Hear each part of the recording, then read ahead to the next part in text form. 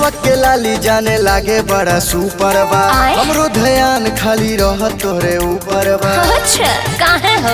का बताई सुन, होठवा के लाली जाने लागे बड़ा सुपर बा, हमरो ध्यान खाली रह तोहरा ऊपर बा।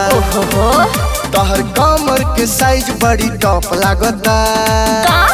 टॉप हाय धन हमरा सैया के बनावल ह राजा, खाली देखिए के मोरा तू पैबा ना मजा। अच्छा हाय धन हमरा सैया के बनावल ह राजा, खाली देखिए के मोरा तू पैबा ना मजा। फिर बनबू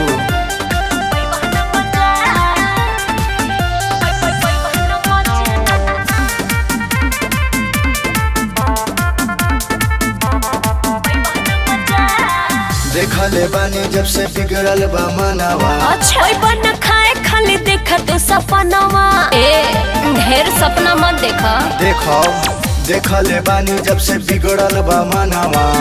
बन खाए खाली देखा तो सपनावा। बुझला हई मछली करहिया में तारे दरानी।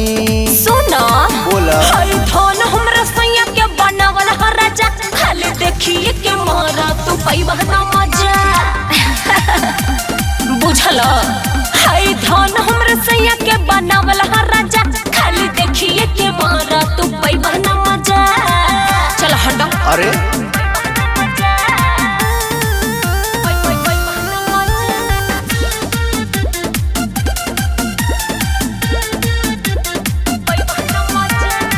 छोटू के मजा लुटे धरी बहिया में। गुलशन सुधर जाना तो कह दे बसैया से। तोहरे कहले छोड़ दे आए।